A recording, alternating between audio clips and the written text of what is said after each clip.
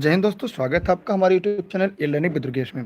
आज हम लोग ई लर्निंग विद दुर्गेश पर सीटेट प्राइमरी के 3 महत्वपूर्ण विषयों के शिक्षण को पढ़ेंगे, जहां पर पर्यावरण शिक्षण, हिंदी शिक्षण और गणित शिक्षण, इन 3 महत्वपूर्ण जो शिक्षण है, क्योंकि यहाँ से प्राय आपके परीक्षा में प्रश्न आते हैं और उस परीक्षा के प्रश्न को तैयार करने के लिए हम आपके लिए इन 3 विषयों के शिक्षण लेकर आए हैं, जिसमें हम इन सभी प्रश्नों की विस्तृत व्याख्या करेंगे। क्योंकि प्रश्न के उत्तर से ज़्यादा आपको व्याख्या माने रखती है। प्रश्न तो बहुत सारे जगह मिल जाएगा, किताबों में मिल जाएगा, बहुत सारे यूट्यूब चैनल पे मिल जाएगा, लेकिन जब परीक्षा हाल में जाते हैं तो हमें सीटेट में जो सबसे बड़ी कमी निकल कर आती है, जो कमी दिखाई देती है, हमें लगता है 4 के चारों विकल्प आपस में सही हैं, लेकिन उसमें से हमें सबसे सही विकल्प के तक पहुंचने के लिए, सबसे सही विकल्प तक जाने के लिए सबसे बड़ी समस्या ये होती है कि हमें विकल्पों का चयन करना। उस समय जो चीज़ें हम लोग मेहनत से पढ़ते हैं, उसी के आधार पर जो व्याख्या होती है वही हम आपको व्याख्या करा के उसी के आधार पर आप प्रश्न का सही विकल्प चयन कर पाते हैं। इसके लिए मैं जब भी आपको पढ़ाऊंगा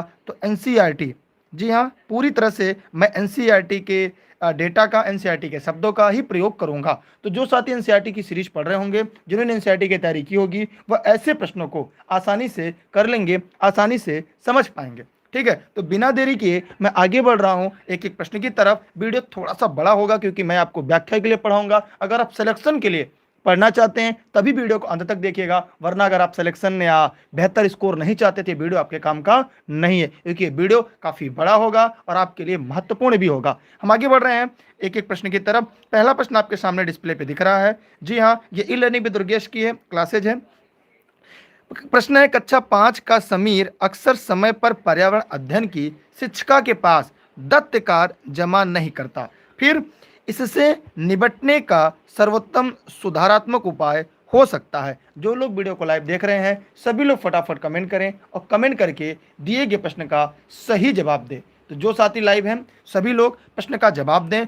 गलत होगा कोई बात नहीं, हम आपको तब तक बताएंगे जब तक आप प्रश्न के कॉन्सेप्ट आपके क्लियर ना होने पाए। सभी लोग फटाफट कमेंट करें कि आपको प्रश्न का जवाब देना चाहिए, चाहे बेशक वो गलत हो जाए। अगर गलत है तब भी आपको बताना है। क्यों? क्योंकि गलतियों से ही हम लगातार सीखते हैं।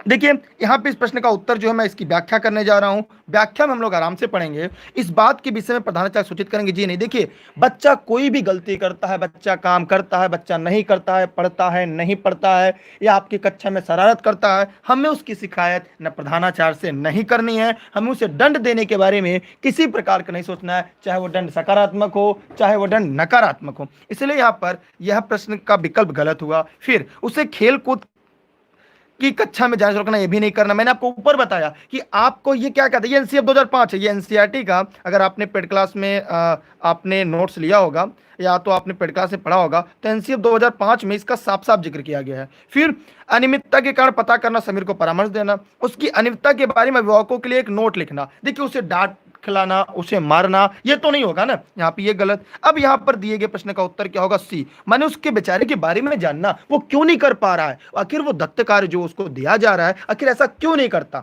उसके लिए समीर की जो अनियमितता है उसको पता लगाइए, फिर उसके सुधार करिए। उसे लिख नहीं पाता, कॉपी नहीं है, कलम नहीं है, समझ में नहीं आता, उसकी भाषा नहीं समझ में आती है, वो पढ़ नहीं पाता, घर में कोई दबाव है। मतलब हमें उसके स्वास्थ्य के बारे में, घरेलू अन्य सभी के बारे में उसके अनियमितता का पता लगाना है, न कि शिकायत करना है। एक बात याद रखिएगा, जितने लोग इस वीडियो को लाइव देख रहे हैं मेरी बात को गौर से सुनिएगा। देखिए, जो मैं पढ़ा रहा हूं ये जरूरी नहीं है यहां से प्रश्न हुबहू आए, लेकिन इस बात की 110% गारंटी है कि जो मैं व्याख्या कर दूंगा, अगर यह व्याख्या आपके दिमाग में बैठी रहेगी तो सीटेट के पर्यावरण में 30 में 28 आप जरूर करके आएंगे। इस बात की मेरी गारंटी। अगर ऐसा ना हो इस चैनल को छोड़कर आप चले जाइएगा। मैं 100% गारंटी के साथ इस बात की व्याख्या करता हूं कि प्रश्न इसके बाहर नहीं आएंगे। मैं आगे बढ़ रहा हूं अगले प्रश्न की तरफ।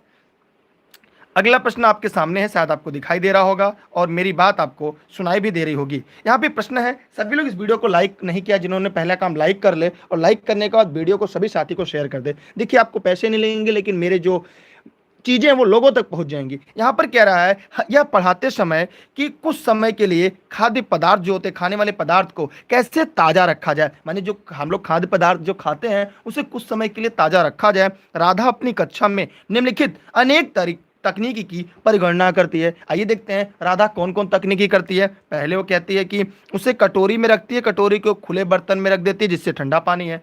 पहले क्या करती है, उसे कटोरी में रखती है, कटोरी को खुले बर्तन में रख देती है जिसमें ठंडा पानी है। जैसे प्राय हम लोग कोई वस्तु जल्दी में ठंडा करने के लिए रखते हैं। उसे गीले कपड़े में लपेट देती है, उसे धूप में खुला छोड़ देती है, फैला देती है, उसे छोटे छोटे टुकड़ों में काटती है और अंधेरे में रख देती है। अब यहाँ पर है कि उपरोक्त बी, बी का मतलब समझ रहे हैं आप लोग, यहाँ पर जो प्रश्न दिया गया है वो बी का मतलब इसको कह रहा है कि जो बी उससे गीले कपड़े में लपेट, माने किस चीज को, कौन से खाद्य पदार्थ को, या कौन सा खाद्य पदार्थ है जिससे अगर हम गीले कपड़े में लपेट दे तो उसकी जो मुरझाने का समय, जो उसका कार्यकाल एक तरह से कहें, जो उसकी आयु है वो थोड़ी सी बढ़ जाए। तो बताइए सभी लोग कमेंट करके वो क्या है। देखिए प्रश्न को समझना बड़ी बात है। अब आप लोग कहेंगे सर इस तरह के प्रश्न अगर परीक्षा में आएंगे तो आप कैसे करेंगे? बहुत ही आसान करेंगे। हमें पहले क्या समझना है, सीटेट की भाषा समझना है, सीटेट के प्रश्न का तरीका समझना है, उसके बाद स्कोर करना है।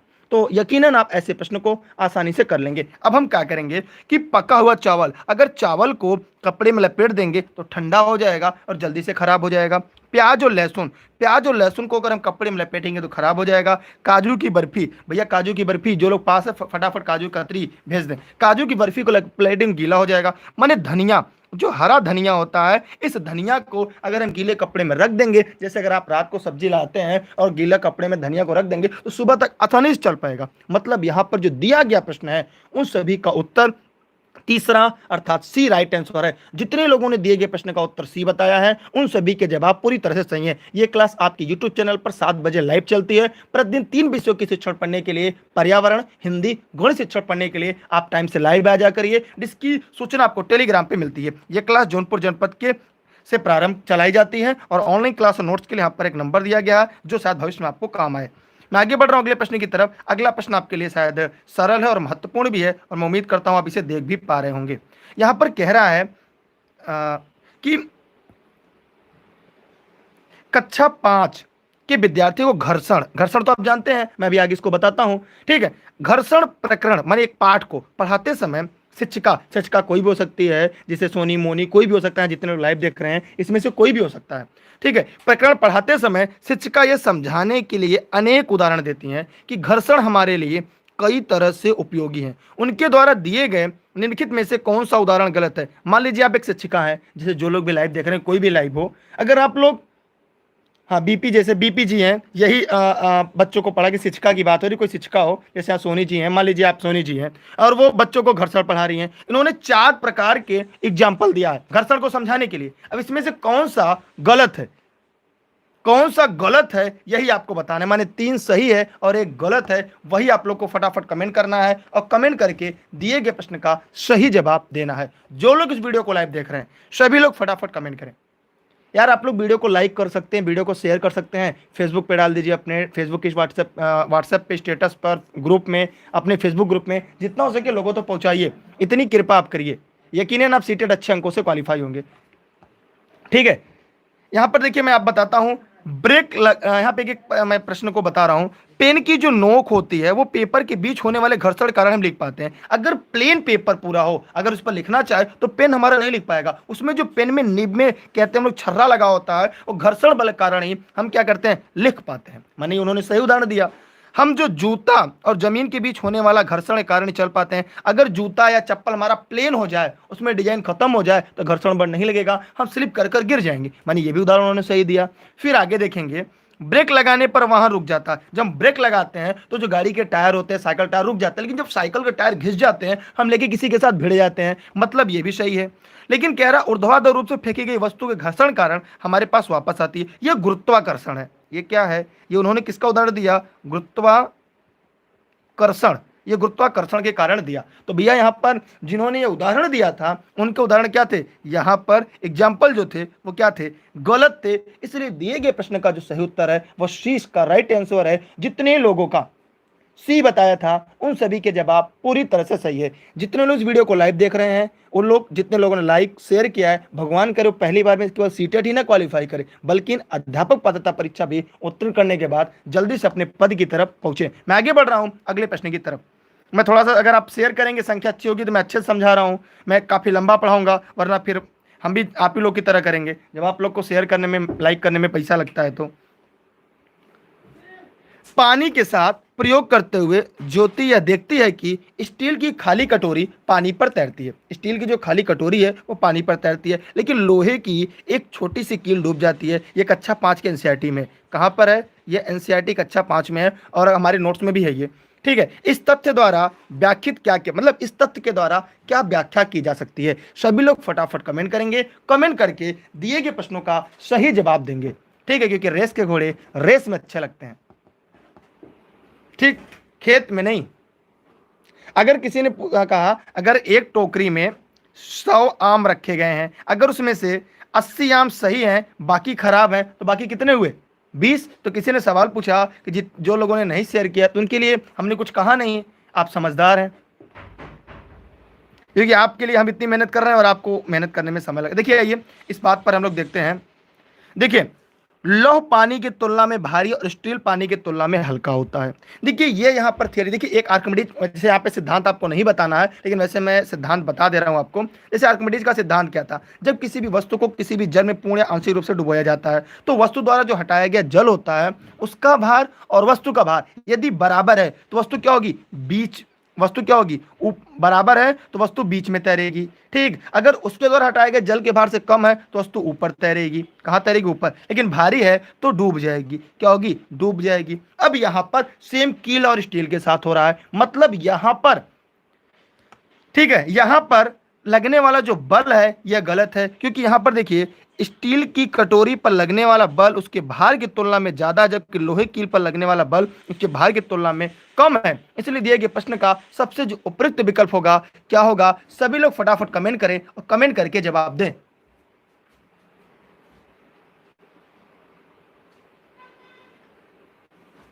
सभी लोग फटाफट कमेंट करें। देखिए यहां पर कुछ लोग सी कह रहे हैं,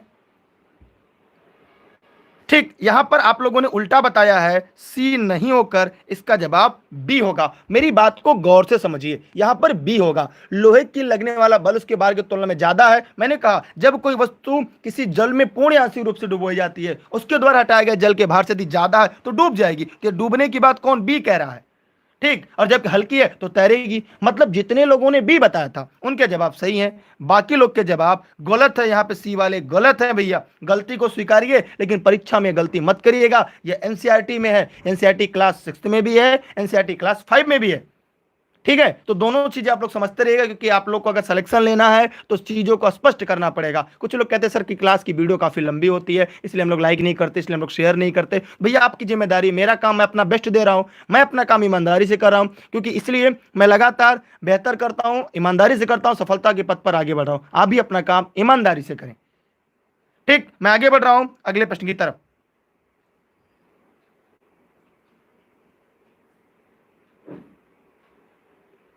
ठीक है,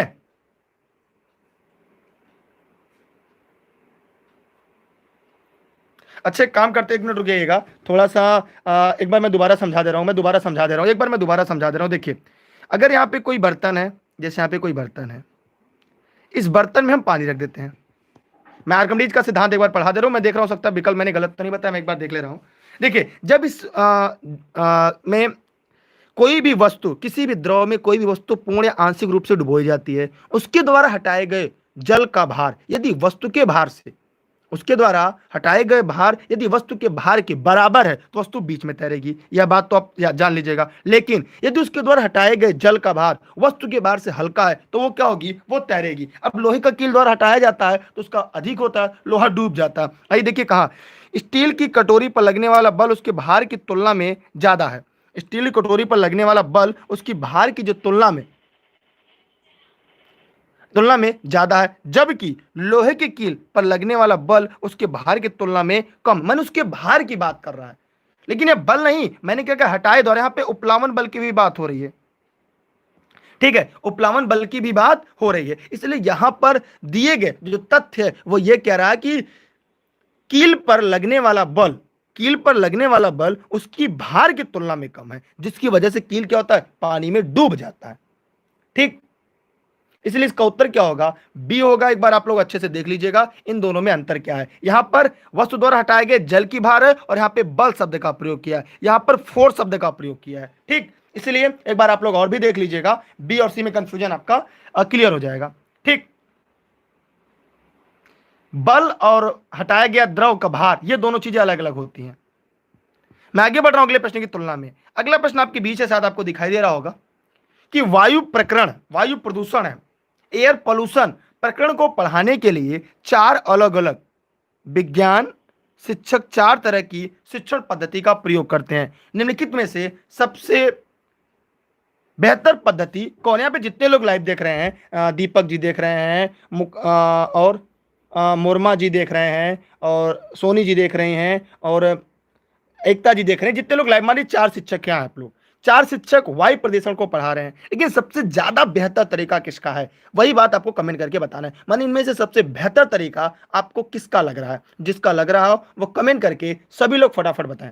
माने चार लोग वायु प्रदूषण को, एयर पोल्यूशन को पढ़ा रहे हैं, चार में से आप भी हैं, आप अपने आप को मानिए आप भी चार में से एक हैं। बताइए सबसे बेहतर तरीका कौन सा है आपके पढ़ाने का? बताइए सभी लोग फटाफट कमेंट करके, जो लोग इस वीडियो को लाइव देख रहे हैं। भैया जी आप लोग कमेंट करके जवाब तो दे सकते हैं। शिवानी जी आप बताइए। भैया धर्मराज, रीना, गौरव, राहुल, प्रज्ञा, नुपुर, शबनम, श्वेता, कल्पना, जो भी लाइव हैं सभी लोग कमेंट कर। देखिए आइए मैं देखता हूं ध्यान से। प्रकरण को पूरा करने के बाद अभ्यास में दिए गए सभी प्रश्नों को उत्तर लिखवाना। देखिए बच्चों को लिखवाना, रटवाना, मारना, डांटना, कंठस्थ कराना, इन सभी की मनाही है एनसीएफ 2005 में। यह पूरी तरह से सही नहीं है। आगे बढ़ रहा हूं। विद्यार्थियों को पाठ्य पुस्तक में प्रकरण का सस्वर पठन करने के लिए कहना और शब्दावली का अर्थ। देखिए मैंने कहा था शब्दावली याद करना, रटना, ये सारी जहां पे आ जाए वो तो आपका गलत। फिर कह रहा है, अब यहाँ पे कुछ लोग बी और सी में सबसे ज्यादा कंफ्यूज हैं, तो भैया एक बार मैं पोल करा ले रहा हूं, जितने लोग वीडियो को लाइव देख रहे हैं अब जरा आप लोग कमेंट करके बताएं बी और सी में सबसे सही कौन है। जो लोग लाइव देख रहे हैं सभी लोग फटाफट बताएं बी और सी में सबसे सही कौन है। चलिए आइए देखते हैं। देखिए विद्यार्थियों से कहना कि वो दीपावली से पहले और बाद में वायु के नमूने इकट्ठा करें, उनकी गुणवत्ता का अध्ययन करते हुए निष्कर्षों को सरलीकृत करें। भैया ये प्राथमिक कक्षा का बच्चा नहीं करेगा, ये उसके बस की बाहर की बात है। अब वो बेचारा कहां से करेगा? वायु प्रदूषण के लिए वो क्या करेगा? निष्कर्ष के लिए सारणीकृत करना। ये बच्चों के प्राथमिक कक्षा का काम नहीं होता। किसके आधार पर? एनसीएफ 2005 के आधार पर। हमें बच्चों को सूचना से दूर रखना है, सूचना को ज्ञान नहीं मानना है। अब बच्चा एक ही विकल्प, विद्यार्थियों को वायु प्रदूषण पर वृत्त चित्र बनाने के लिए कहना, क्योंकि जब वायु प्रदूषण आप पढ़ा रही हैं, जब भी शिक्षक या शिक्षिका है तो शिक्षण पद्धति का जो प्रयोग करेंगे उसमें वृत्त चित्र के माध्यम से विद्यार्थी प्रकरण को रुचिपूर्ण तरीके से समझते हैं। कैसा? रुचिपूर्ण तरीके से प्रकरण को समझते हैं। विद्यार्थी वायु प्रदूषण पर रोकथाम संबंधित तथ्यों पर भी ध्यान केंद्रित करते हैं।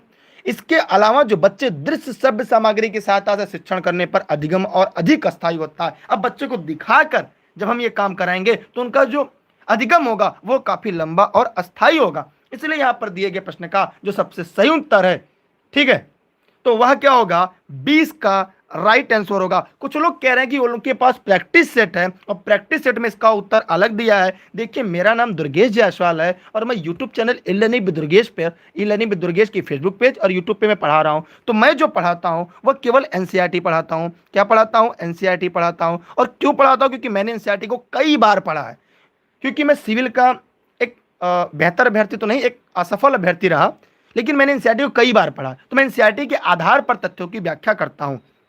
क्या करता हूं? एनसीईआरटी के आधार पर तथ्यों की व्याख्या करता हूं। और ये एनसीएफ 2005 कहता है कि निष्कर्षों को सरलीकृत करना ये बच्चों का काम नहीं है। इसके पहले मैंने प्रश्न को पढ़ाया था, जब मैंने भ्रमण विधि पढ़ाया था तो वहां पे भी मैंने बताया था कि बच्चों को ज्ञान की कुंजी नहीं मानना है, बच्चे को ज्ञान तक नहीं ले जाना है। इसलिए आप किस प्रैक्टिस सेट से पढ़ते हैं वो आप जाने, लेकिन मेरा जो पढ़ाने का तथ्य है जो एनसीएफ 2005 कहता है वो यही कहता है कि जैसे आपने देखा होगा प्रत्येक प्राथमिक विद्यालय में बाल विज्ञान मेला लगता है, बाल विज्ञान मेला लगता है। उस बाल विज्ञान मेला में बहुत सारे बच्चे ऐसे होते हैं जिन्हें वायु प्रदूषण पर वृत्त चित्र दिखाया जाता है और उनसे बनवाया जाता है। तो यहाँ पर बच्चे रुचिपूर्ण तरीके से सीखते हैं, उनके रोकथाम के बारे में वो बताते हैं, कार्टून बनाने के माध्यम से, चित्र के माध्यम से वो हमारे सामने तथ्यों को स्पष्ट करते हैं और उस पर ध्यान केंद्रित करते हैं। उसके अलावा वो दृश्य श्रव्य सामग्री साउंड तेज करके, गाना बजाकर, एक मोमबत्ती जलाकर, एक अगरबत्ती जलाकर हम बच्चों को ये बता सकते हैं कि वायु प्रदूषण कैसे है, इस प्रकरण को कैसे पढ़ा जा सकता है। तो यहाँ पर दिए गए जो प्रश्न है उसका उत्तर क्या होगा, वह दूसरा राइट आंसर है, मेरे आधार पर। मैं आगे बढ़ रहा हूं, ठीक है। यहां तक किसी के मन में कोई डाउट, कोई प्रश्न हो तो आप पूछ सकते हैं, लेकिन अगर विकल्प का हो तो भैया प्रैक्टिस सेट में कौन से पढ़ते हैं, आप प्रैक्टिस सेट को जाने, क्योंकि मैं आपको ई लर्निंग विद दुर्गेश की तरफ से बता रहा हूं, ठीक। इसलिए छोटे बच्चों के लिए सरलीकृत और निष्कर्ष नहीं होगा। अभी मैं पूछ दूं कि प्राथमिक कक्षा में अनुशासन होना चाहिए नहीं होना चाहिए, बताइए फटाफट कमेंट करके। मैं आगे बढ़ रहा हूं अगले प्रश्न की तरफ। यार आप लोग लंबा क्लास होती है और आप लोग इसी में लंबा कर देते हैं। चलिए यहां पर ध्यान से देखिएगा, एक शिक्षिका है, उस शिक्षिका आप में से कोई एक हो सकता है, शिक्षक कोई आप में से एक हो सकता है, तनावग्रस्त बच्चों की पहचान कर सकती है। यानी शिक्षिका तनावग्रस्त बच्चों माने उसके कौन से व्यवहार से आप ये जान जाएंगे कि बच्चा तनाव में है। जैसे हम ये जान जाते हैं कौन तनाव में है, कौन छोटी सी बात पर गुस्सा हो जाते हैं, कौन हर छोटी छोटी बातों को अपने ऊपर ले लेते हैं, वो समस्याओं को नहीं समझ पाते, वे तुरंत प्रतिक्रिया देना शुरू कर देते हैं। तो इनमें से भी बहुत सारे ऐसे लोग हो सकते हैं, लेकिन आप ऐसे लोग को कैसे पहचान करें? मैं तो पहचान कर लेता हूं, क्या आप भी ऐसे लोग की पहचान कर पाते हैं? अगर कर पाते हैं तो कौन सा विकल्प सही होगा? सभी लोग फटाफट कमेंट करें और कमेंट करके प्रश्न का जवाब दें। आराम से बताइएगा, मैं पूर्ण व्याख्या करूंगा।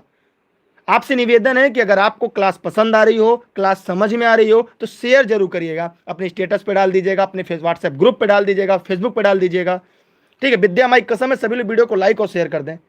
जितने लोग लाइक कर रहे हैं वो जल्दी से सिलेक्शन मिले, और जितने लोग लाइक किए भगवान उनके इसे बुद्धि विवेक बनाए रहे। दोनों से पैसा नहीं मिलता, लाइक अनलाइक से, ये भी याद रखिएगा। आइए देखते हैं।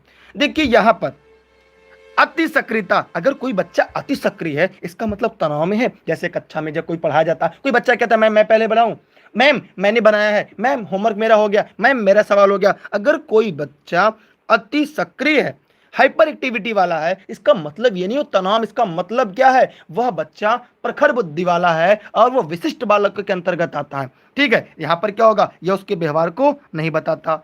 बहुत बात करना, जैसे मैं पढ़ा रहा हूं तो मैं बहुत बात करता हूं, क्यों? क्योंकि मुझे तथ्यों को समझाना है। तो जरूरी नहीं जो बहुत बात करे वो क्या है, वो तनाव में हो। तो मैं पढ़ाते समय, मैं चाहे जिस विषय को पढ़ाऊं, मैं व्याख्या पूरा करता हूं, चाहे लोग लाइक करें ना करें, शेयर करें ना करें, क्योंकि जो पढ़ेगा वो अंत तक सिलेक्शन लेकर जाएगा, ठीक है। आगे बढ़ते हैं। पढ़ाई में पूर्ण एकाग्रता, जैसे मैं जब पढ़ता हूं, मैं एक ही बार पढ़ता हूं, तथ्य को स्पष्ट कर लेता हूं। मैं एक बार पढ़ता हूं, तथ्य को स्पष्ट कर लेता हूं।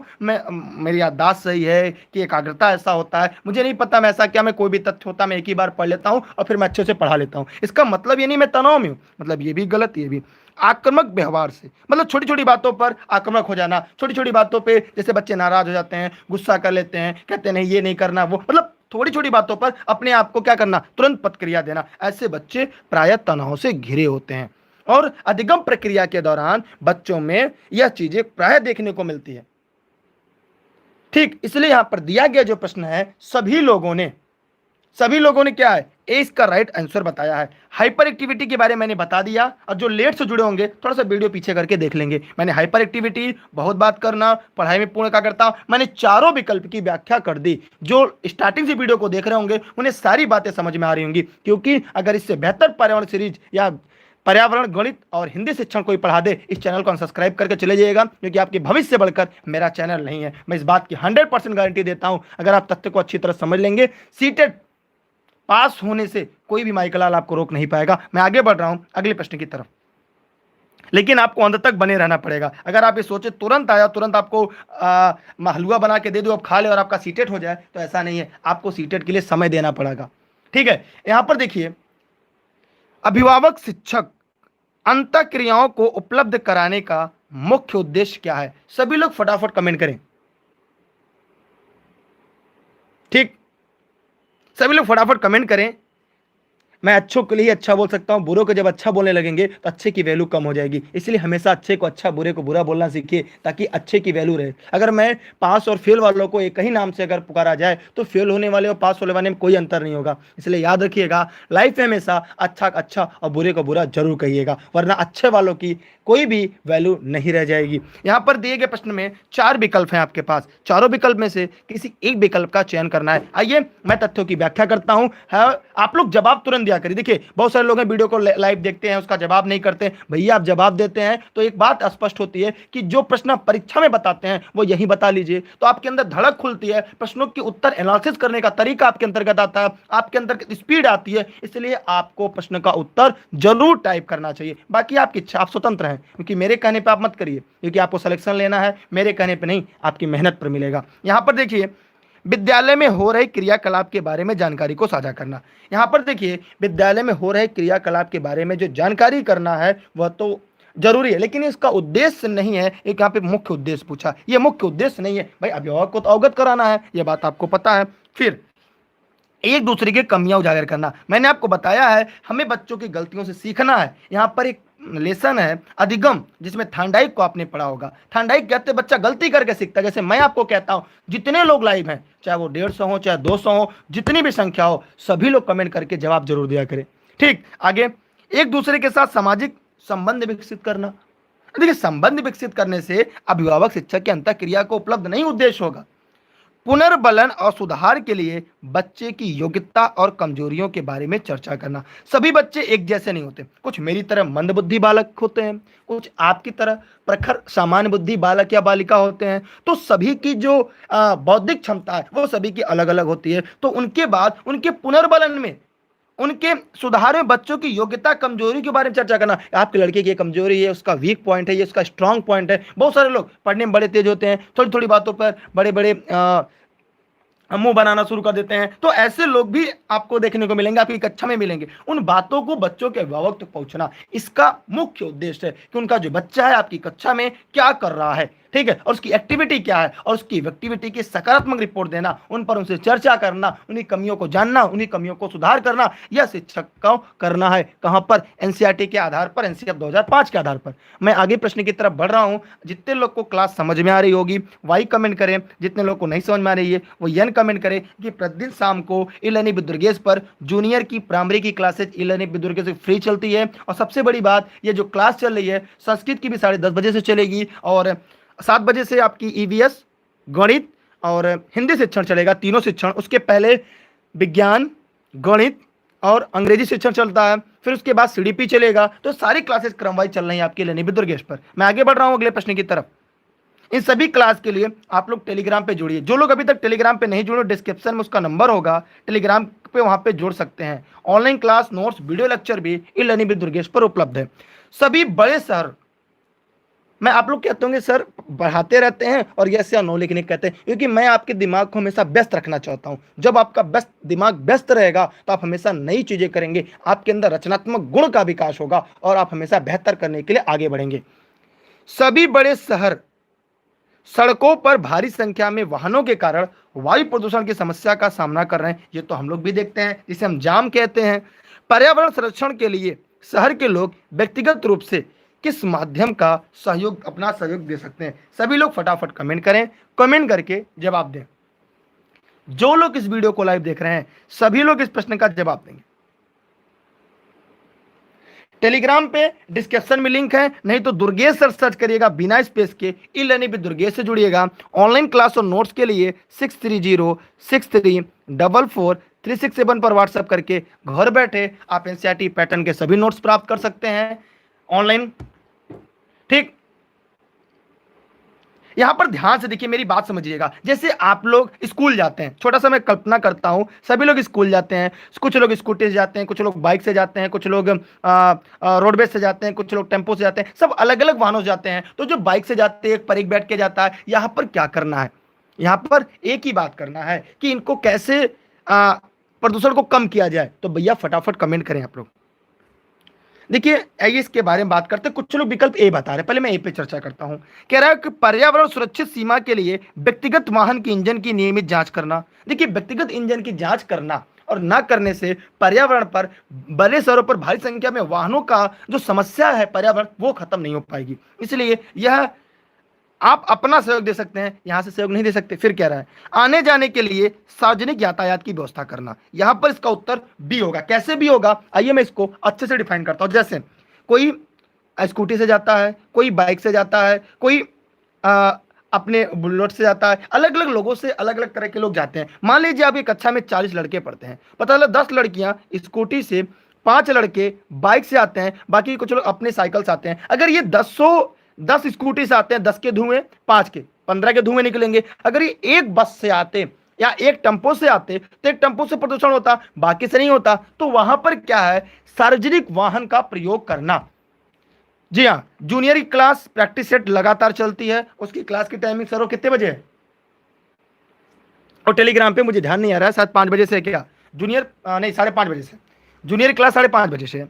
ठीक है, तो यहां पर आप लोग ध्यान दीजिएगा, दिए गए प्रश्न का जो सबसे उपयुक्त विकल्प है वो यहां पर 20 का राइट आंसर है। क्या जितने लोग वीडियो को लाइव देख रहे हैं सबको समझ में आ गया? अगर सबको समझ में आ गया तो भैया संख्या कम क्यों हो रही, इसका मतलब आप लोग निष्क्रिय हो हैं और क्लास में सक्रिय होना चाहिए। क्योंकि अगर क्लास में आपके शोरगुल नहीं हो रहा है, क्लास में अगर आपका अनुशासन है, इसका मतलब आपकी अच्छी शिक्षण विधि नहीं, आप अच्छे शिक्षक नहीं है। क्लास में शोरगुल होना चाहिए, क्लास में अनुशासन नहीं रखना चाहिए बच्चों को। यह प्राथमिक विद्यालय का एनसीएफ 2005 कहता है। शेयर करिए यार, संख्या बढ़नी चाहिए। विद्या माई कसम, सभी लोग फटाफट वीडियो को शेयर करें, सभी लोगों तक पहुंचाइए। चलिए एक छोटा सा प्रश्न है और मैं उम्मीद करता हूं ये प्रश्न आप सभी लोग बता लेंगे, जितने लोग वीडियो को लाइव देख रहे हैं, जितने लोग इस वीडियो को लाइव देख रहे हैं। देखिए यहां पर कह रहा है वायु हर जगह है। इस प्रकरण को पढ़ाते समय एक शिक्षक शिक्षार्थियों से निम्नलिखित प्रश्न पूछता है। यहाँ पे 4 विकल्प दिया गया है, आपके पास 30 सेकंड का मैं समय देता हूं। 30 सेकंड पे आपको सही विकल्प का चयन करना है। सभी लोग फटाफट कमेंट करें। देखिए किसी भी क्लास के लिए आपको टेलीग्राम ज्वाइन करना पड़ेगा और टेलीग्राम डिस्क्रिप्शन में वीडियो के दिया है, नहीं तो आप दुर्गेश सर बिना स्पेस के सर्च करके ई लर्निंग विद दुर्गेश को ज्वाइन कर लीजिएगा, यही लोगो आपको मिलेगा लगा हुआ। ठीक, और वहां पर सभी क्लास की टेलीग्राम पे लिंक सब कुछ मिल जाएगी। बिना समय गंवाए आप लोग वीडियो को शेयर करिए, लोगों तक पहुंचाइए। अगर आपको लग रहा है कि मैं बेहतर पढ़ा रहा हूं, आप यहां पढ़कर सीटेट बेहतर अंकों से क्वालिफाई हो सकते हैं, तभी पढ़िएगा। ठीक, चलिए फटाफट टेलीग्राम ज्वाइन करेंगे और सभी जानकारी मिल जाएगी। क्योंकि आप जानकारी मत लीजिए, क्लास पढ़िए, समय बहुमूल्य है, जानकारी लेने के लिए टेलीग्राम है। चलिए फटाफट बताइए क्या होगा।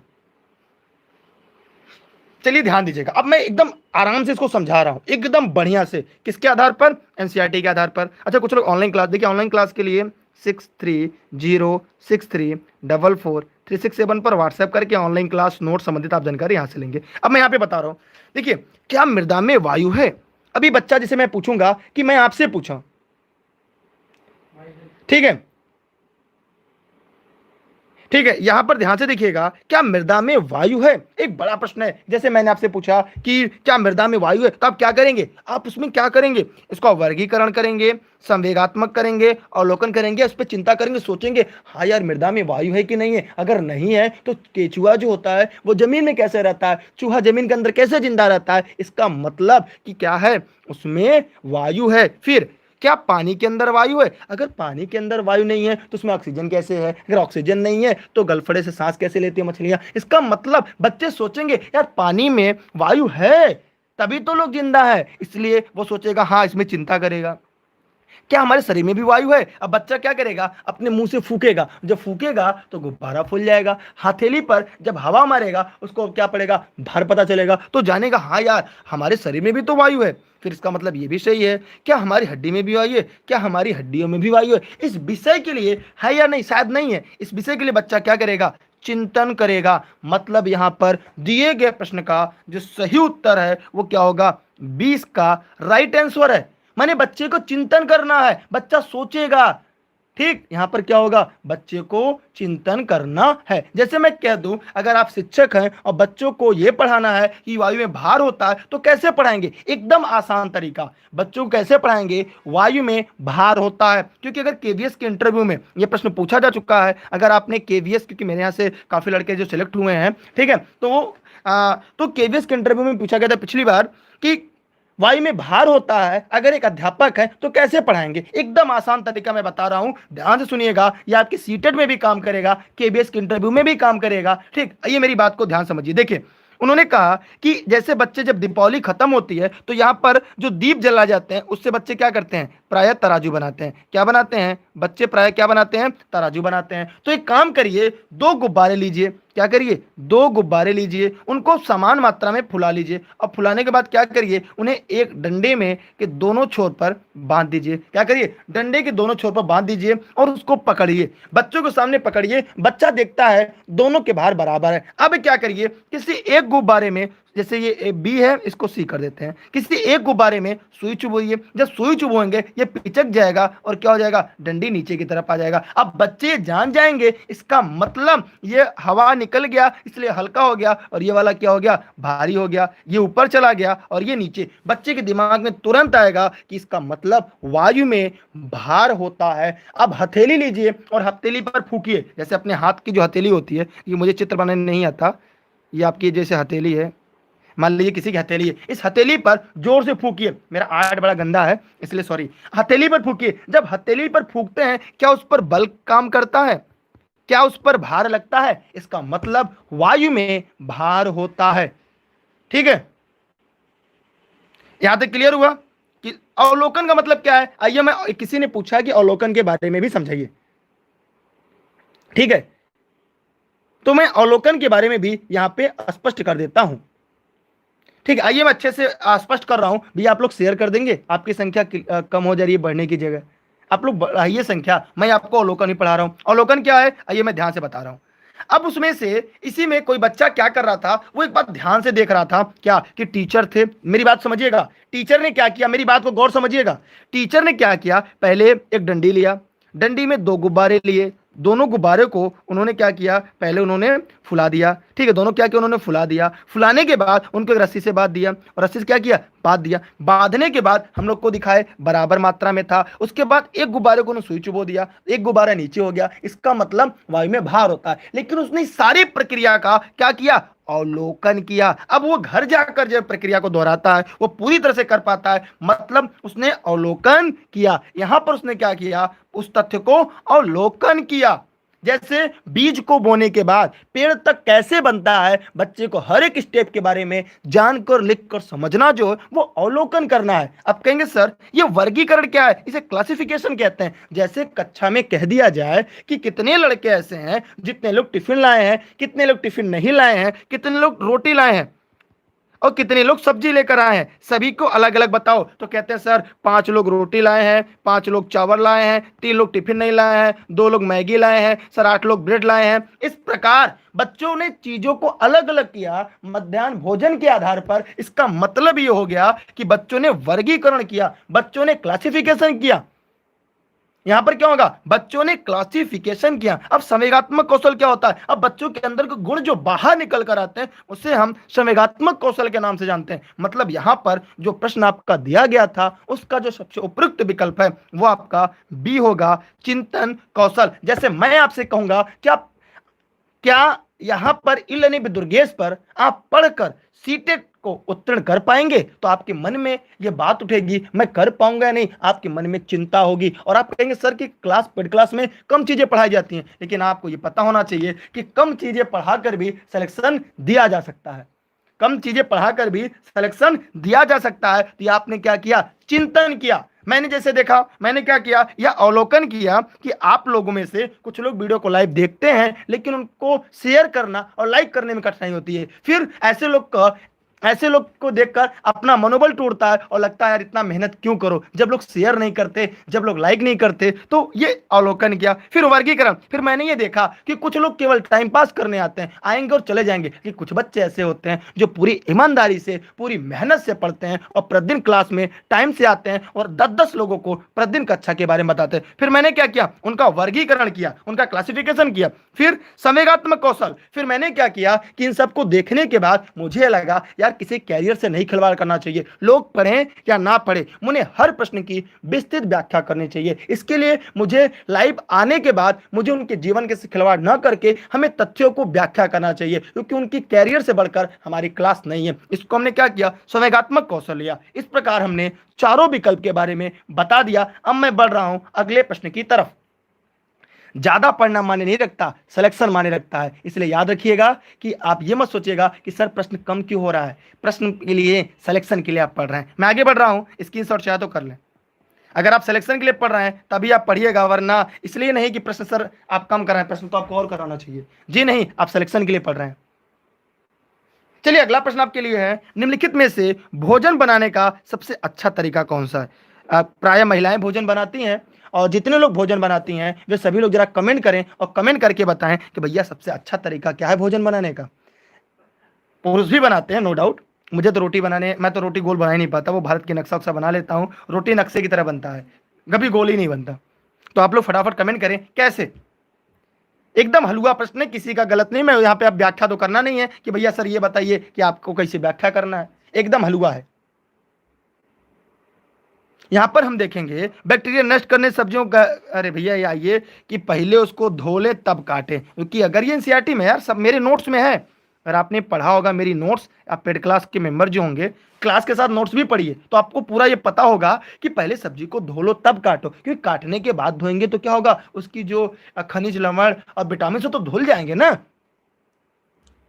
ठीक है, मैं आगे बढ़ रहा हूं अगले प्रश्न की तरफ।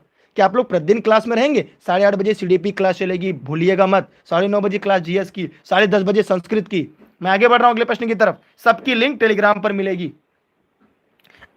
अब देखिए यहां पर ईवीएस खत्म, अब मैं अगले की तरफ बढ़ रहा हूं। अब यहां से शुरू होगा आपका सीटेट की मैथ पेडागोगी की क्लास, मतलब गणित शिक्षण। तो भैया कितने लोग ऐसे हैं जो गणित शिक्षण के लिए पूरी तरह से तैयार हैं? फटाफट कमेंट करें, और आप 1 मिनट का समय लगेगा, 1 मिनट से कम का, पहले वीडियो को शेयर करके तब आइए, क्योंकि आप अभी मैं केवल एक शिक्षण पढ़ाया जिसका नाम क्या था, क्या नाम था बताइए? अभी हमने केवल एक शिक्षण पढ़ाया जिसका नाम था पर्यावरण शिक्षण। अब हम गणित शिक्षण की तरफ बढ़ रहे हैं, और इसको पढ़ाने के लिए हम पूरी तरह से एनसीईआरटी का यूज करेंगे। कहेंगे सर एनसीईआरटी कैसे? एनसीईआरटी किताब गणित का जादू, एक परीक्षा में प्रश्न पूछा जा चुका था केवीएस के इंटरव्यू में कि प्राथमिक कक्षा में जो गणित किताब पढ़ाया जाता है उसका नाम क्या है? उसका नाम है गणित का जादू। एक प्रश्न आपका यहाँ से इंटरव्यू का भी तैयार हो गया कि प्राथमिक कक्षा में जो गणित पढ़ाई जाती है उस किताब का नाम क्या है? तो इस किताब का नाम है गणित का जादू। तो हम गणित के जादू किताब पर मैं आगे की प्रश्न की व्याख्या करूंगा, ठीक है? और उससे बाद आप अपने इंटरव्यू वाले प्रश्न को भी अच्छे तरह तैयार करते रहिए। और जल्द ही जितने लोग वीडियो को लाइव देख रहे हैं उन सभी को मैं जौनपुर जिला बुलाकर मैं इंटरव्यू का भी मॉक टेस्ट देने वाला हूं, और इसीलिए कुछ पेड क्लासेज में थोड़ी सी विलंब हो रही होगी, क्योंकि मैं भी छोटा सा स्टूडियो बनवाने का प्रयास कर रहा हूं, और जल्दी बनने जाएगा और मैं आपके बीच लेकर आऊंगा। मैं आगे बढ़ रहा हूं अगले प्रश्न की तरफ। तो वीडियो को आप लाइक करें या ना करें, लेकिन शेयर जरूर कर दीजिएगा, क्योंकि सभी लोगों तक पहुंच जाए। और ये classes e learning with Durgesh की जौनपुर जनपद के सिराजी हिंद से चलती है, और यहाँ पे ऑनलाइन क्लास नोट्स के लिए एक नंबर दिया गया है। यह नंबर हो सकता है आपके काम में आ जाए, ठीक है, आपके साथियों के भी काम में आ जाए। जी, शिक्षक भर्ती की क्लास चल रही है, शिक्षक भर्ती क्लास के लिए आप ज्वाइन कर सकते हैं। देखिए कक्षा 5 के विद्यार्थियों को समतल आकृति के क्षेत्रफल, समतल का मतलब जैसे ये देखिए ये हमारा समतल हो गया, लेकिन यहां पर मैंने क्या किया, देखिए यहां पे मैं थोड़ी सी मैं आकृति में परिवर्तन कर रहा हूं। ये देखिए ये क्या हो गया, ये 3D, ये समतल नहीं रह गया, इसमें 3 डायमेंशनल है, ये 2। तो उसको परिचित कराया जा सकता है कैसे? सभी लोग फटाफट कमेंट करें। एकदम हलवा वाला प्रश्न है, मतलब इससे हलवा हो ही नहीं सकता। बताइए सभी लोग, बताइए इतनी मेहनत से पढ़ाने के बाद इतनी कम संख्या रहती है, क्या आप लोग नहीं चाहते कि और लोगों तक पहुंचे? क्या आप नहीं चाहते कि अच्छी चीजें ज्यादा लोग तक जाए? अगर ऐसा है, अगर आपके विचार में ऐसा है तो वीडियो को जरूर पहुंचाइएगा। ये अपना चैनल मानकर, ये मेरा नहीं। और डेली लाइव टाइम से आया करिए, उसके लिए लिंक आपको टेलीग्राम पे मिलेगी, टेलीग्राम डिस्क्रिप्शन में लिंक भी है, और नहीं तो दुर्गेश सर सर्च करिएगा, स्पेस मत दीजिएगा, ई लर्निंग विद दुर्गेश से जुड़िएगा। आइए मैं यहाँ पे बताऊं, जहां पे सूत्र आ जाए, याद रखिएगा सूत्र का प्रयोग नहीं करना है, सूत्र नहीं याद करना है। क्यों? एनसीएफ 2005 मैं बार बार आपको समझाता हूं, मैं यहां तक बताता हूं कि कहां मिलेगा, ये मेरे नोट्स में एनसीईआरटी की मिलेगा। क्षेत्रफल की वर्गों के गणन की सहायता आकृतियों का क्षेत्रफल गणना करना, याद करना। फिर क्या रहा है, विभिन्न वस्तु जैसे हथेली, पत्ती, पेंसिल आदि की सहायता से किसी भी आकृति का क्षेत्रफल, जैसे मैंने यहां पे रख दिया एक किताब, कितना जगह लेगा सर? ये तो इतना जगह लेगा, तो ये क्या हो गया, इसका क्षेत्रफल। जैसे मैंने यहां पे अपना हाथ रख दिया,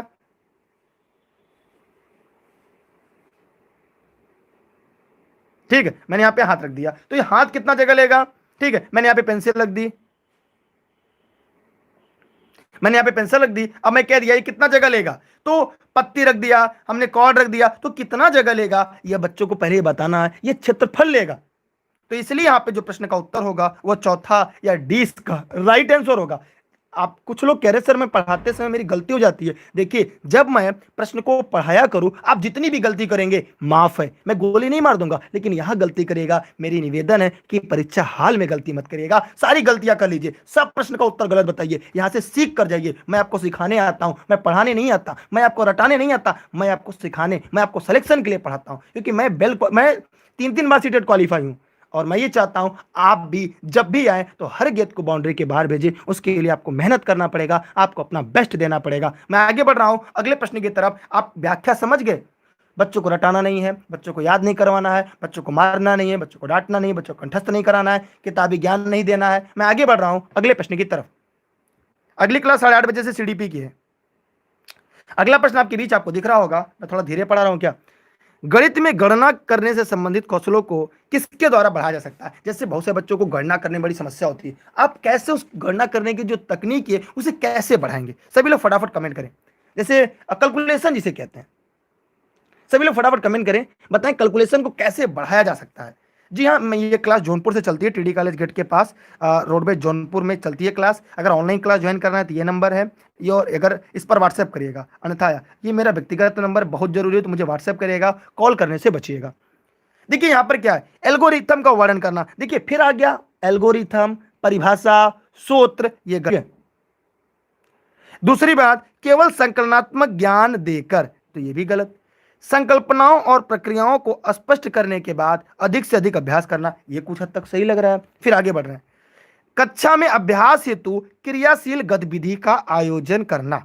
आइए मैं इस तथ्य को व्याख्या करता हूं कैसे। जैसे मैं बचपन में जब बहुत छोटा था, तो पता है हमारे पिताजी मुझे गणित कैसे पढ़ाते थे? वो कहते थे अगर एक गाय एक दिन में 1 लीटर दूध देगी तो 15 दिन में कितना देगी। ऐसे मुझसे दिन भर के सवाल पूछे जाते थे जो हमारी गतिविधि होती थी, और मुझे कैलकुलेशन करते करते आज इतना स्ट्रांग हो गया है कि मैं पूरी गणित बिना किताब के पढ़ाता हूँ। आप कहेंगे सर आप तो ईवीएस पढ़ाते हैं, सर आप तो जीएस के टीचर हैं, आप गणित? जी हाँ, मैं गणित बिना किताब के पूरी मैथमेटिक्स पढ़ाता हूँ, सवाल भी बनाकर बोलता हूँ। इसके लिए मुझे बचपन में वो कराया गया गतिविधि मुझे आज भी याद है। अगर एक गाय एक दिन में 1 लीटर दूध देती है, 16 रुपया लीटर है, और मैं 1 पाव प्रतिदिन लेता हूं, 15 दिन का कितना पैसा होगा? ये कैसे? ये मैंने बचपन में जब हम लोग सोते थे पापा के पास, ऐसे प्रश्न प्रतिदिन पूछा जाता था, और एक प्रश्न के जवाब पर एक ट्रॉफी मिलती थी। तो धीरे धीरे करके हम लोगों ने क्या किया, कैलकुलेशन को स्ट्रॉन्ग कर लिया। आज छोटी छोटी कैलकुलेशन आती है, तुरंत कर लेते हैं, और गणित से डर खत्म हो गया। तो इसलिए इस प्रश्न का उत्तर क्या होगा? वह ए इसका राइट आंसर है, ए इसका सही होगा।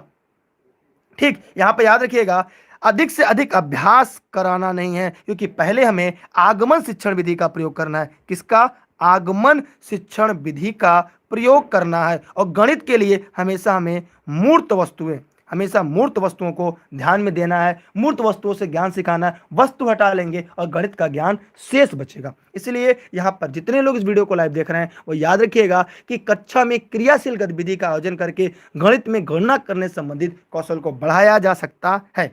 ठीक, और यहाँ पे संकल्पना प्रक्रिया स्पष्ट करने के बाद, बच्चा अगर स्पष्ट नहीं कर पाएगा, अगर कोई मंदबुद्धि बच्चा होगा, जैसे मैं इसको इरेज कर रहा हूँ, अगर कोई बेचारा मंदबुद्धि का बालक है, जैसे अगर कोई संकल्पना परिकल्पना स्पष्ट नहीं कर पा रहा है, क्या वो गणित कौशल स्ट्रांग नहीं कर पाएगा? जी नहीं, उसका राइट है, वो करेगा। कैसे? हम उसे बार बार क्या करेंगे, अब कक्षा में अभ्यास के लिए क्रियाशील गतिविधि देंगे। कैसे देंगे? राम तुम्हारे पास 2 आम है, श्याम के पास 2 आम है, कितना हो गया? कहेगा सर 4 आम। अच्छा ये बताओ, मेरे पास 2 पेंसिल है और मैंने 1 पेंसिल मोहन से ले लिया, कितनी पेंसिल हुई? कहेगा सर 3 पेंसिल। हम इस प्रकार से गतिविधि का आयोजन करके कक्षा में गणित गणना में उसके कौशल को बढ़ा सकते हैं। इसलिए दिए गए प्रश्न का उत्तर ए इसका राइट आंसर होगा। जिसके मन में जरा सा भी डाउट रहा हो, मैं उम्मीद करता हूं वह डाउट पूरी तरह से क्लियर हो चुका होगा। फिर भी अगर आपके मन में कोई डाउट, कोई प्रश्न हो, कमेंट कर सकते हैं। आर्टिकल 19 के तहत आपका भी ये राइट है,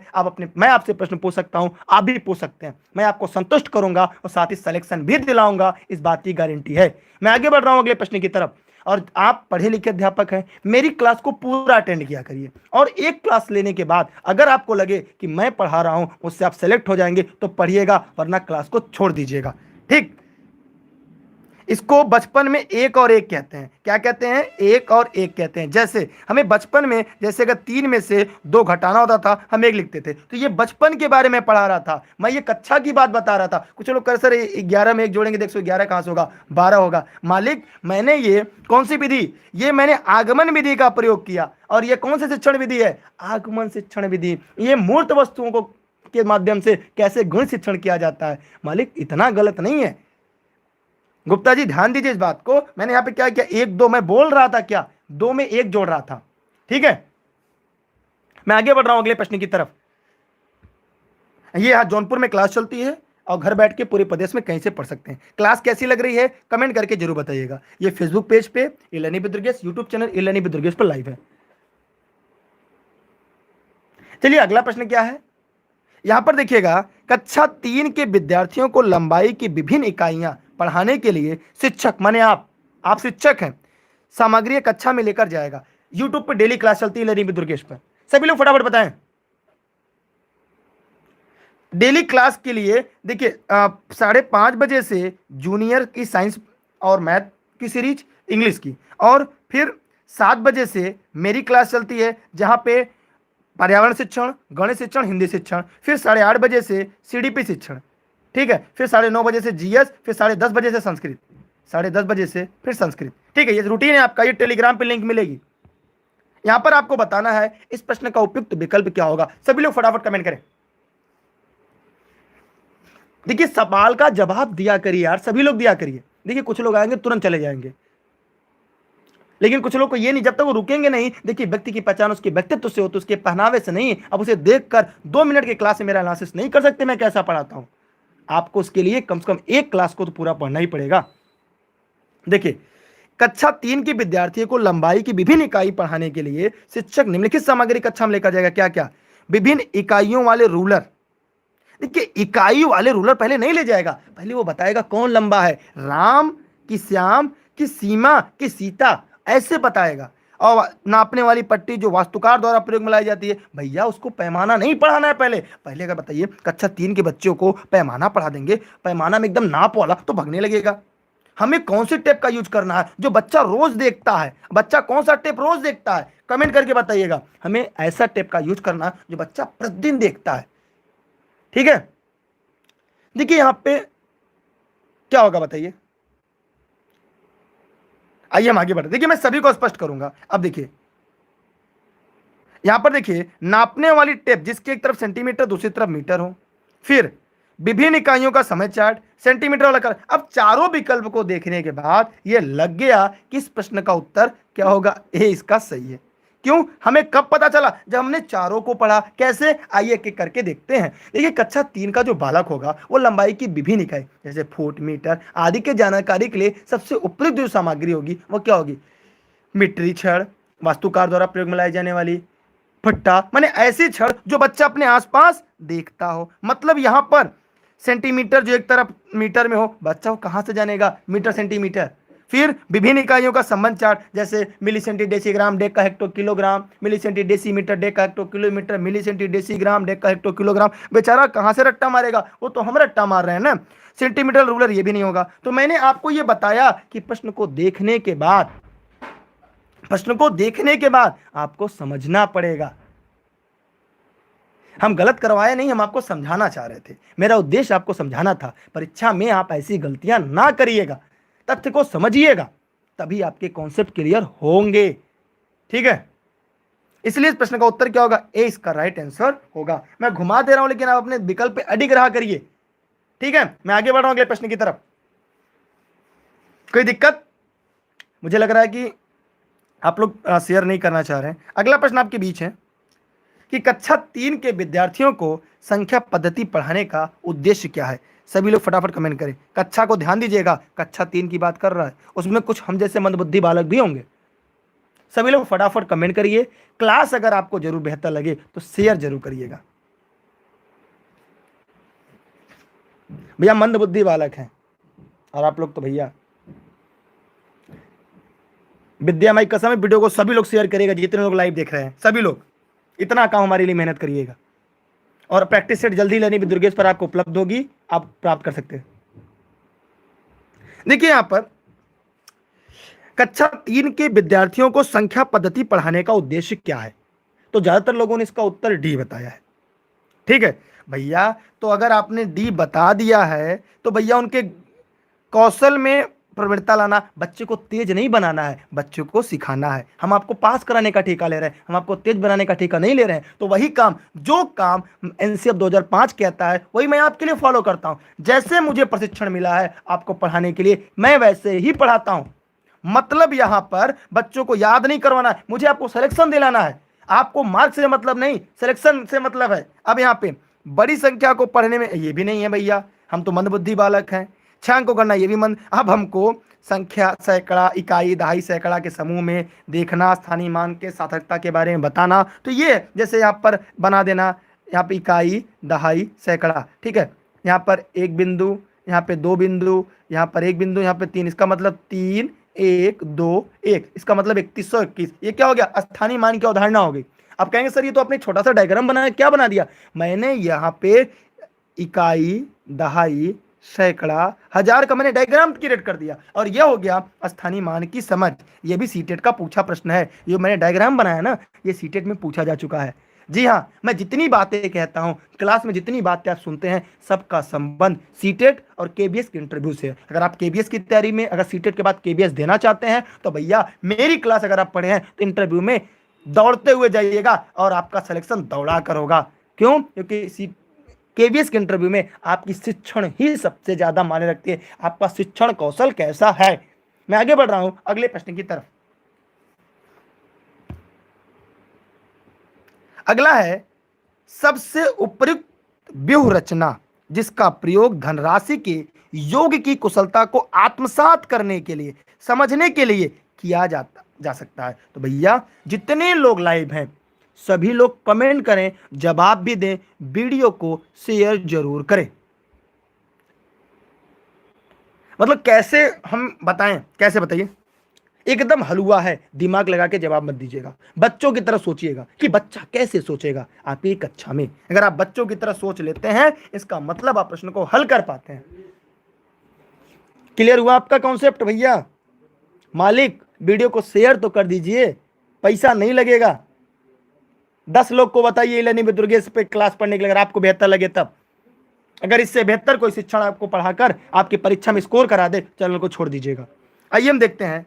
कुछ लोग कहते हैं प्रतिरूपों का प्रयोग करके। जैसे प्रतिरूप का प्रयोग करके, प्रतिरूप का मतलब क्या है? कोई डायग्राम, कोई चित्र देखकर बताना। फिर सूचना और तकनीकी संप्रेषण का प्रयोग, ये भी गलत है। यहाँ पे बहुत सारे सवाल हल करना। जैसे मैं एक छोटा सा प्रश्न पूछूं,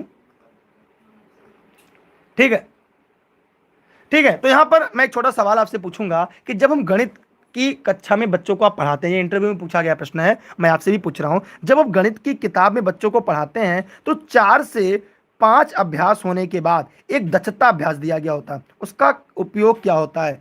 आप गणित के 4 से 5 अध्याय पढ़ने के बाद, 4 से 5 अध्याय पढ़ने के बाद उसमें एक दक्षता अभ्यास होता है, उसका क्यों होता है? दक्षता अभ्यास क्यों होता है? सभी लोग कमेंट करें। मैं आगे बता रहा हूं अगले प्रश्न की तरफ। अब यहां पर क्या होगा? सबसे उपयुक्त व्यूह रचना क्या होगा? जैसे यहां पर कह दिया जाए कि राम के पास 100 रुपया है, श्याम के पास 500 रुपया है, मोहन के पास 400 रुपया है। अब ये बताइए, और सोनी के पास 300 रुपया है, शिवानी के पास 200 रुपया है। अब कुल लोगों के पास कैसा होगा? तो जो कक्षा में बच्चे होंगे वो क्या करेंगे? तुरंत जोड़ना शुरू कर देंगे, या कह देंगे राम यहां पर देखिए, मैं थोड़ा सा मैं और चेंज कर रहा हूं। जैसे यहां पे कह दिया जाए कि राम 2 रोटी खाता है, श्याम 5 रोटी खाता है, मोहन 8 रोटी खाता है, सोनी 10 रोटी खाती है, शिवानी 20 रोटी खाती है। अगर यहाँ पे क्या है, अब बताइए सब कुल कितने रोटी खाते हैं? अब यहाँ पर हमने बच्चों को क्या कर दिया? उनको एक रोल के रूप में बांट दिया। मतलब उन्हें क्या किया? उनकी भूमिका निर्वाह कर दिया कि ये इनका काम, इनका काम। अब बच्चे इंटरेस्टेड भी होंगे और सबका क्या करेंगे? योग करके बताएंगे। ठीक है, ठीक, क्लियर हुआ सभी का? कोई पूछ रहा है क्लास चलाने का पहला डे हुआ? जो लोग लाइव देख रहे हो जरा बता दें, मेरी 2200 वीडियो पड़ी है चैनल पे। कोई पहला दिन बताइए, आप लोग जवाब दे दिया करिए, छोटे मोटे सवालों के जवाब आप लोग दे दिया करिए। ठीक है, तो यहां पर जो दिया गया प्रश्न है उसका सबसे सही उत्तर क्या होगा? अगर मैं पूछूं इस कक्षा में सबसे ज्यादा रोटी कौन खाता है? बताइए फटाफट, सबसे कम रोटी कौन खाता है? कौन दूसरे स्थान पर है जो सबसे ज्यादा रोटी खाता है? तो आप कहेंगे सबसे ज्यादा रोटी शिवानी खाती है, सबसे कम राम खाता है, उसके बाद सबसे दूसरे स्थान पर सोनी खाती है, सबसे कम दूसरा कौन खाता है? श्याम खाता है। तो ऐसे कर कर आप क्या कर सकते हैं? प्रश्नों के जवाब दे सकते हैं। मैं आगे बढ़ रहा हूं अगले प्रश्न की तरफ।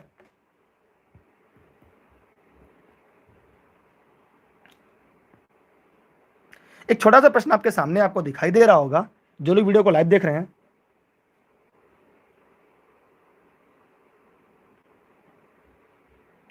देखिए यहां पर है कि एक शिक्षक आधार 10 और स्थानीय मान की संकल्पना का विकास करते समय कक्षा में निम्नलिखित पहेली का प्रयोग करता है। मैं 8 दहाइयों और 4 इकाइयों से कम हूं। इस गतिविधि का उद्देश्य क्या है? मैं 8 दहाइयों और 4 इकाइयों से कम हूं। इस गतिविधि का प्रमुख उद्देश्य क्या है?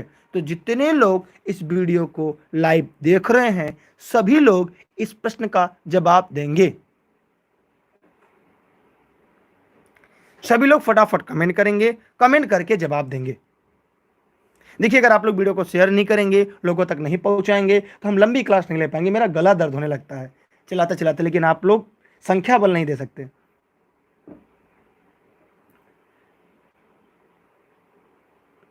चलिए सभी लोग वीडियो को जवाब दीजिए। देखिए यहाँ पे सबसे ज्यादा लोग डी बता रहे हैं, पेपर डी और चौथा। अच्छा ठीक है, आइए मैं देखता हूं एक एक करके। कह रहा है कि पहला तो कह रहा है कि कक्षा में कुछ मजा करना, यहाँ पर एक रास्ता को तोड़ना, ये तो गलत हो गया। फिर कह रहा है, कुछ लोग डी कह रहे हैं, मैं जो जो बता रहा हूं उनका, विद्यार्थियों को दहाई और इकाई की संकल्पना से परिचित कराना, हाँ ये भी तो सही लग रहा है। अब कह रहा है योगात्मक आकलन करना, ऐसा कोई यहाँ पे जिक्र नहीं है। अब यहाँ पे दो विकल्प मुझे समझ में नहीं आ रहा है, आधार 10 और स्थानीय मान की संकल्पना को दृढ़ करना। अब जैसे यहां पर है कि 10 इकाइयां और 4 इकाइयों से कम हो, माने 8 दहाइयों और 4 इकाइयों से कम हो, और 10 के स्थानीय मान की संकल्पना का विकास करते समय वो 8 दहाइयों, माने 8 में कितना 10 है तो गुणे ये 10 करेंगे, माने 10 कितनी बार है? 8 बार है। माने ऐसे प्रश्न के लिए बच्चों को इकाई दहाई की संकल्पना नहीं है। ठीक है, यहां पर क्या होगा? इसका उत्तर दूसरा सबसे सही होगा। ठीक, तो यहां पर याद रखिएगा 10 और स्थानीय मान की संकल्पना दृढ़ करना, माने अगर आधार 10 है तो उसकी जो संकल्पना है उसको कैसे किया जाए। यहां पर इकाई और दहाई नहीं, क्योंकि यहां पर देखिए स्थानीय मान की बात का है। प्रश्न को एक बार गौर से देखिए, प्रश्न में पहले ही स्थानीय मान की बात कह दिया है। ठीक, प्रश्न में पहले ही स्थानीय मान की बात कह दिया है। क्लियर? इसलिए इस प्रश्न यहां पे ध्यान दीजिए, प्रश्न में क्या कहा है? स्थानीय मान की संकल्पना की बात कर रहा है। बात को समझिए, प्रश्न को ध्यान से समझिए। क्लियर हुआ? बताइए, क्लास खत्म होने के बाद बाकी के फालतू प्रश्न पूछिएगा। अभी केवल गणित शिक्षण, पर्यावरण शिक्षण, हिंदी शिक्षण के अलावा कोई भी प्रश्न 1000 बार टाइप करेंगे आपको जवाब नहीं मिलेगा, क्योंकि क्लास पढ़ाते समय हम किसी भी बाहरी चीजों का जिक्र नहीं करते क्लास में। इसलिए इसका उत्तर क्या होगा? बी या दूसरा सही होगा, इसलिए यहां पे ये गलत होगा। अगला प्रश्न आपके सामने शायद आपको दिखाई दे रहा होगा, यहां पर योग व्याकलन पर आधारित, व्याकलन का मतलब घटाना होता है, लिख लीजिएगा, कुछ लोग नहीं जानते होंगे, एक नई शब्दावली मिली होगी, घटाना। योग और व्याकलन पर आधारित शब्दों में दिए गए सवालों को हल करने के लिए विद्यार्थियों की दक्षता का आकलन करने के लिए आकलन के शीर्षक क्या है? सभी लोग फटाफट कमेंट करें और जवाब दें। सभी क्लास की जो टाइमिंग है वो सबसे पहले आपको टेलीग्राम पे दी जाती है, जहां पर आपको दुर्गेश सर सर्च करना होगा बिना स्पेस के, या इस वीडियो के डिस्क्रिप्शन में जाकर वहां से जुड़ जाइए, या अबाउट में जाकर वीडियो के वहां से जुड़ सकते हैं। यह वीडियो हमारे Facebook page e-learning with Durgesh, YouTube channel e-learning with Durgesh पर लाइव चल रही है। ठीक, दूसरी बात, ऑनलाइन क्लास और नोट्स के लिए 6306344367 पर व्हाट्सएप कर घर बैठे आप सीटेट की नोट्स प्राप्त कर सकते हैं, शिक्षक भर्ती के नोट्स प्राप्त कर सकते हैं। केवीएस की जल्दी क्लास आपके लिए भी शुरू होने वाली है सीटेट के बाद। तो यहां पर आप लोग फटाफट सवाल का जवाब दीजिए, क्या होगा? ठीक है, जवाब जरूर दिया करिए। ठीक, खाद्य जाल में ऊर्जा का प्रवाह किसी ने पूछा है, भैया ये शिक्षण है, पर्यावरण शिक्षण है। सभी लोग फटाफट बताइए क्या होगा। ये जल्दी से कमेंट करिए, आप लोग जवाब दीजिए। यार आप लोग प्रश्न का जवाब नहीं देते हैं, आप गलत। देखिए सभी लोग डी डी बता रहे हैं, और लोग बताइए, सभी लोग बताइए, बताइए बताइए, एक दिशी होता है, बहुत दिशी होता है, बताइए सभी लोग। प्रश्न किसी का आया है, बताइए सभी लोग। किसी ने पूछा है कि खाद्य जाल में जो ऊर्जा का प्रवाह होता है कैसा होता है।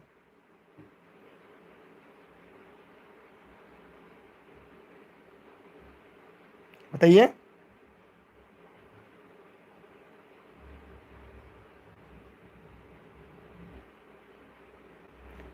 चलिए उनका जवाब देते रहिए और मैं भी बता रहा हूं। चलिए ठीक है, फटाफट देखिए यहां पर क्या होगा कि सवाल का बोधन, निष्पादित की गणितीय रूप में संक्रिया, पहचाना, समस्या का गणितीय रूप में निरूपण, सवाल का समाधान और प्रस्तुतिकरण करना। मतलब जितने लोगों ने दिए गए प्रश्न का उत्तर चौथा बताया था, उन सभी के जवाब पूरी तरीके से सही हैं। माने जितने लोगों ने बताया उन सभी के जवाब क्या है, पूरी तरह से सही हैं। ठीक, मैं आगे बढ़ रहा हूं अगले प्रश्न की तरफ।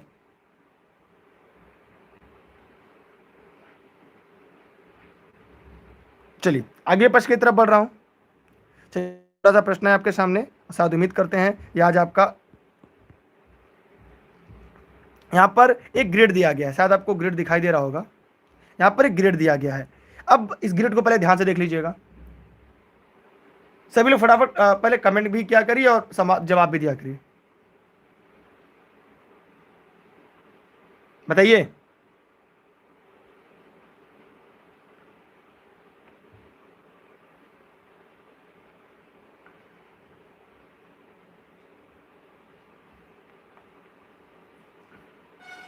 सभी लोग फटाफट बताइए।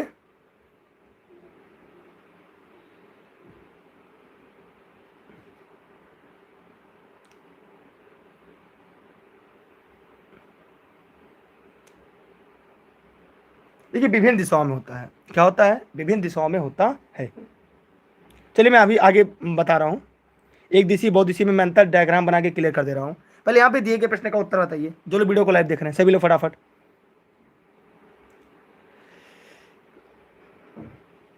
कि यहाँ पर एक पद्धति दी गई है 0.3 गुणे 0.3 दो 0.2 गुणे 0.3 बराबर 0.06। इस पद्धति द्वारा जो सुश्री रीना है, सुश्री माने रीना जो है वो क्या बताना चाहती हैं। सभी लोग फटाफट कमेंट करें।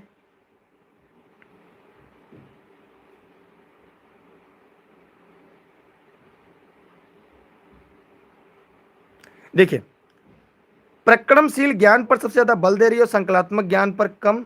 समस्या समाधान कौशल के विकास पर बल दे रही है, सीखने के परंपरागत उपागम का प्रयोग कर रही है। संकल्पनात्मक ज्ञान और समस्या समाधान पर ज़्यादा बल दे रही है तथा प्रक्रमशील ज्ञान पर कम।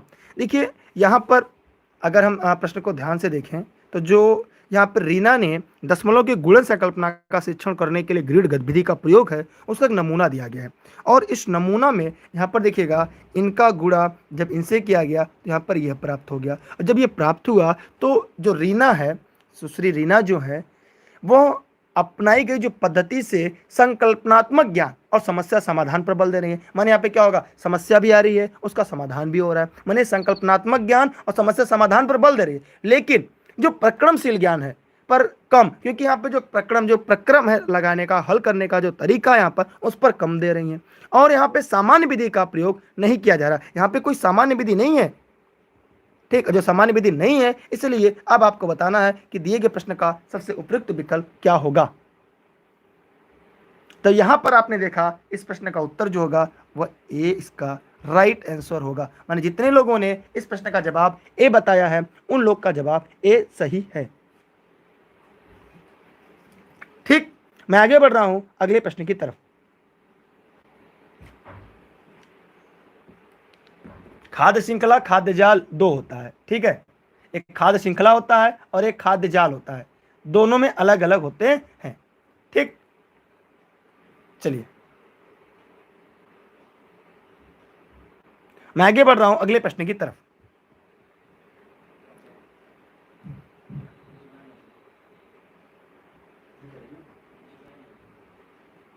बस आखिरी प्रश्न है, ठीक। आखिरी प्रश्न के बाद, क्योंकि आज इसके बाद ज्यादा लंबी क्लासें नहीं लेंगे हम, इसके बाद सीडीपी क्लास है। यहां पर ध्यान दीजिएगा कि एक भिन्नों का योग संकल्पना को पाठ पर योजना बनाते समय शिक्षक पट्टी मोड़ने वाली गतिविधि का प्रयोग करता है। शिक्षक क्या करता है? पट्टी मोड़ने वाली गतिविधि का प्रयोग करता है। देखिए यहाँ पे प्रश्न आपको पूरा दिख रहा है ना, पट्टी मोड़ने वाली गतिविधि का प्रयोग करता है। तो ये कौन सी गतिविधि है बताइए, ये कौन सी विधि है? भिन्न के योग संकल्पना के पाठ पर योजना बनाते समय शिक्षक पट्टी मोड़ने वाली गतिविधि का प्रयोग कर रहा है। आज इसके लिए आखिरी प्रश्न पढ़ाएंगे, क्योंकि हिंदी शिक्षण आज भी नहीं पढ़ाएंगे, क्योंकि अगली क्लास आपकी कुछ मिनट के बाद है। ये क्लास मेरी इतनी लंबी हो जाती है कि हम अगली क्लास को पढ़ाने का समय नहीं ले पाते हैं, इसलिए आज भी आपका हिंदी शिक्षण छूट जाएगा, ठीक है।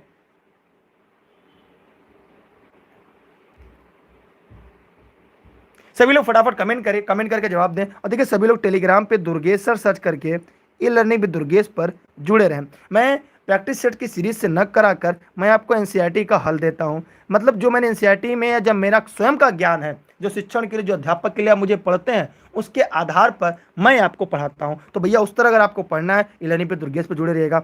ऑनलाइन क्लास के लिए 6306344367 पर एनसीईआरटी क्लास की नोट्स घर बैठे प्राप्त कर सकते हैं और पेड क्लास ज्वाइन कर सकते हैं, जैसा भी आप चाहें। यहाँ पर देखिए मैं आपको एक करके बता रहा हूँ। देखिए शिक्षक द्वारा जो अपनाई गई विधि है, ये विषय वस्तु की पहले गतिविधि है। जो हमारी विषय वस्तु है उसके पहले की ये गतिविधि है।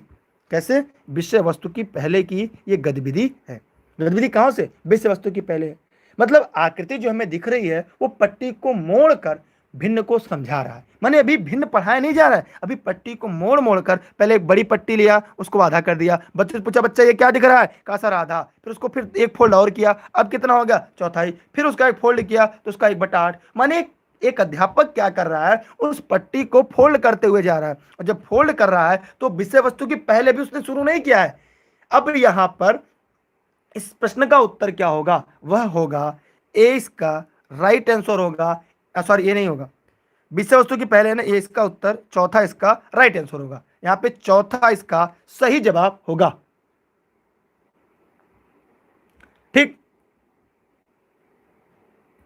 क्लियर हुआ? यहां पर डी का राइट आंसर होगा। मतलब पहले बच्चों को ये जैसे ये कह दिए कि बताइए राम कितनी रोटी लाया, एक रोटी निकाला, उसके एक टुकड़ा काट दिया आधा। कहा कितना हुआ? कहेंगे सर 1/2, आधा आधा हो गया, एक में 2 हुआ। फिर क्या करेंगे? यहां से फिर काट दिया। कहा सर अब कितना हुआ? कहेंगे सर 1 में 4 टुकड़ा हुआ। फिर क्या करेंगे? इसको यहां से और काट देंगे। कहेंगे अब कितना हुआ? कहेंगे सर 1 में 8 हुआ। तो अभी क्या हुआ? अभी भिन्न पढ़ाने की, पाठ योजना बनाने की जो विधि है वो विषय वस्तु के पहले है।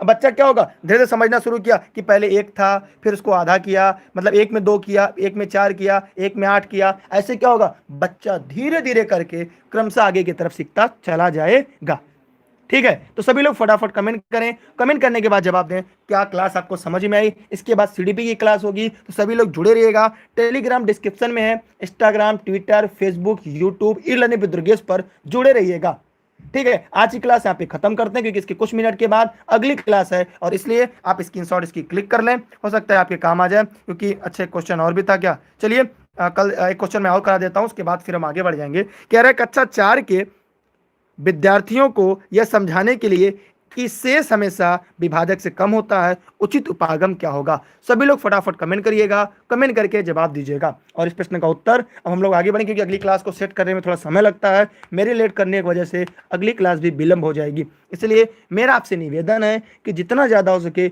वीडियो को शेयर करिए, लोगों तक पहुँचाइए। बस बहुत बहुत धन्यवाद। इस क्लास के उत्तर, प्रश्न का उत्तर हम अगले क्लास में आपको देंगे। यहाँ पर इसका उत्तर तीसरा होगा, क्यों होगा वो हम आगे बताएंगे, ठीक है। बहुत बहुत धन्यवाद। यूपी टेट के लिए नहीं है, केवल सीटेट केवीएस की अगर आप तैयारी कर रहे हैं उसके लिए है। बहुत बहुत धन्यवाद आपको। अगर अभी तक आपने वीडियो को लाइक और शेयर नहीं किया तो शेयर कर दीजिएगा। फिर मिलते हैं अगली क्लास के लिए, तब तक के लिए बहुत बहुत धन्यवाद। Best of luck. जय हिंद, जय भारत, वंदे मातरम। वीडियो को शेयर जरूर करिएगा, ठीक है। चलते हैं तब, बाय बाय। फिर मिलते हैं अगली क्लास में। जुड़े रहिएगा टेलीग्राम पे, बिना स्पेस के दुर्गेश सर्च करके लेनी भी दुर्गेश। हाँ, एमपी टेट के लिए भी महत्वपूर्ण है ये, ठीक है, क्योंकि वहां पे 15 नंबर की पेडागोगी की जो है सीरीज वो है। चलिए एकता जी बहुत बहुत धन्यवाद आपका। मनीष जी जय हिंद।